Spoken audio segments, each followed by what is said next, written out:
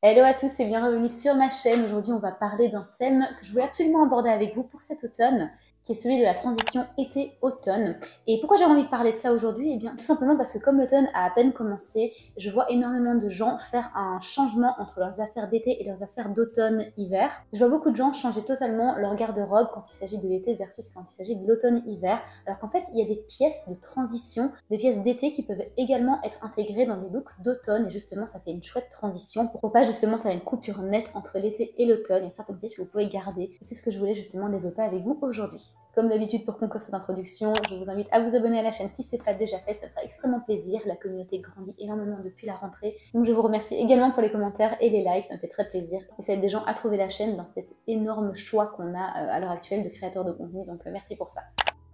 Pour moi, il y a deux aspects à l'automne qui donnent envie aux gens de mettre des vêtements automnaux et peut-être de laisser un petit peu de côté les vêtements d'été. Il s'agit tout d'abord du froid, forcément. Les jours froids commencent à arriver tout doucement. Ça dépend d'où vous habitez, mais très souvent, il fait plutôt frais le matin, alors qu'en après-midi, ça se réchauffe. Donc en l'occurrence, les vêtements de transition, ils vont être à la base d'été et on va y ajouter une couche plus chaude. Comme ça, c'est parfait pour porter le matin, mais également en après-midi si vous enlevez la couche supérieure. Et le deuxième élément qui rend la mode d'automne assez particulière, c'est bien sûr sa palette de couleurs. On aime beaucoup pour l'automne la palette de couleurs qui rappelle la chute des feuilles, donc on va parler de tout ce qui va être vert, beige, brun.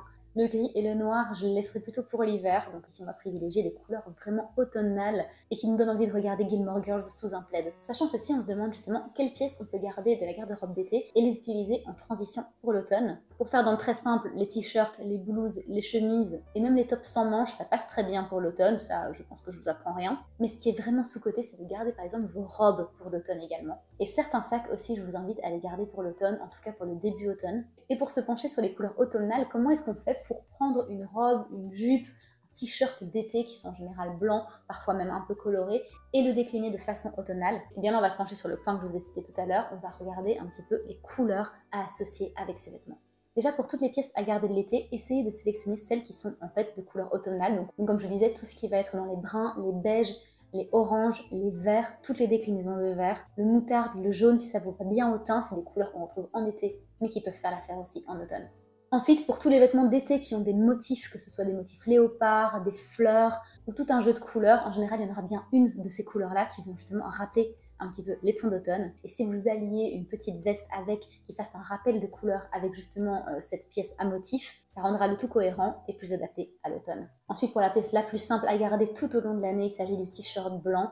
Dans ce cas-là, c'est tellement facile à décliner pour l'automne. Un petit pantalon brun en velours côtelé et ça fera tout à fait l'affaire. Et ça s'applique également pour tout ce qui va être top beige. Il suffit d'ajouter une autre pièce marron à l'ensemble et ça ira parfaitement, que ce soit une petite veste, une petite surchemise ou encore un pantalon plus foncé dans la gamme des marrons. Ça va justement accentuer le contraste entre ces pièces et donner in fine un look bien travaillé, intéressant visuellement et équilibré. Par contre, si vous voulez garder des pantalons d'été plus clairs, par exemple des pantalons en lin, que ce soit un petit peu de matière naturelle, un petit beige, un petit coquille d'œuf, là ça peut tout à fait passer en automne. Dans ce cas-là, privilégiez pour le dessus une couleur plus foncée, encore une fois dans la gamme des marrons et des verts foncés. À vos pièces d'été, qu'est-ce qu'on peut ajouter comme pièces spécifiquement? Au-delà de l'aspect couleur, quelles sont les pièces à justement venir associer avec vos pièces d'été? On a d'abord évidemment beaucoup de choix dans les vestes, que ce soit trench, veste en jean, veste en tweed, pourquoi pas, surchemise ou encore pourquoi pas un perfecto si vous êtes dans le look plus rock.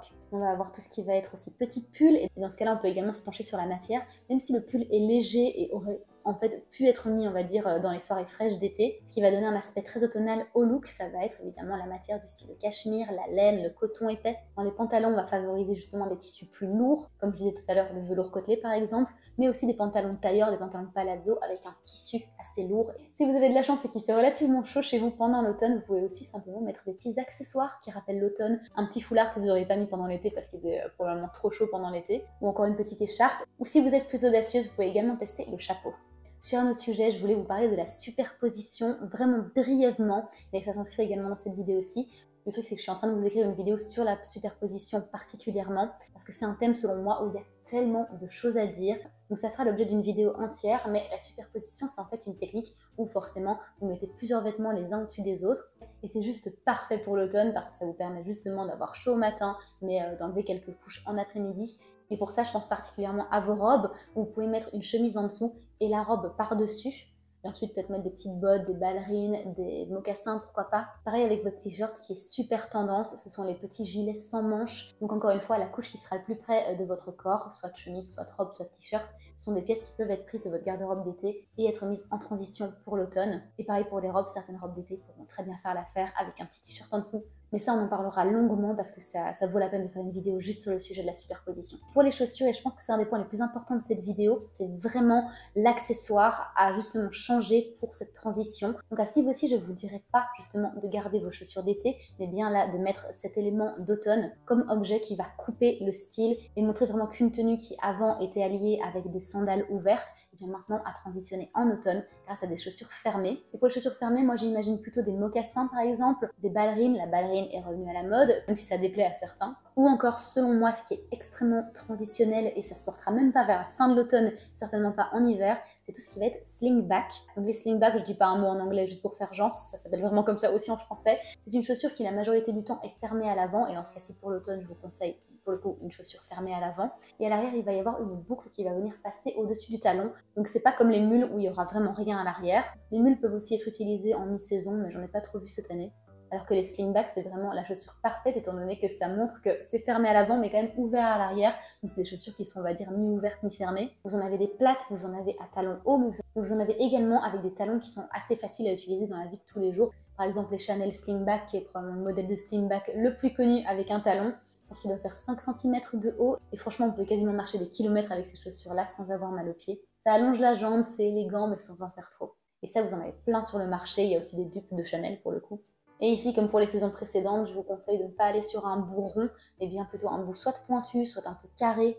Et pour ce qui est des mocassins, vous pouvez même, si vous sentez l'âme de le faire, mettre des petites chaussettes qui vont remonter. Ça va faire un petit peu un style écolière, mais c'est très chouette pour la mi-saison. Et ça va en plus très bien avec des jupes, shorts ou robes que vous aurez justement gardées de l'été. Comme ça vous fait un look mi-été, mi-automne, qui est exactement le but de cette vidéo, de vous montrer des habits de transition où vous pouvez mélanger les deux. Au niveau des sacs, ce qui se fait beaucoup, c'est de garder tout ce qui va être sac panier ou sacs qui sont un minimum ouverts, un petit peu sac de plage. Pour le début de la mi-saison, je trouve que ça passe très bien. Mais je comprends qu'il y en a beaucoup qui ne veulent plus mettre ces sacs-là parce qu'on les a vus et revus pendant cet été. Ceci dit, c'est pas un faux pas pour autant.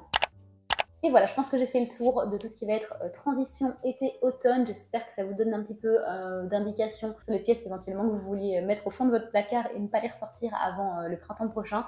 Alors qu'en réalité, elles peuvent encore trouver leur utilité ici pour cet automne. N'hésitez pas à me dire en commentaire si vous avez une idée de thème que vous aimeriez que je développe pour vous. Je suis preneuse de vos idées, même s'il y en a encore beaucoup sur ma liste. Mais c'est quand même plus chouette d'entendre de votre part ce que vous voulez, comme ça me met dans la bonne direction. En attendant, moi je vais bosser sur d'autres vidéos YouTube et on se revoit très vite pour une prochaine vidéo. Prenez soin de vous.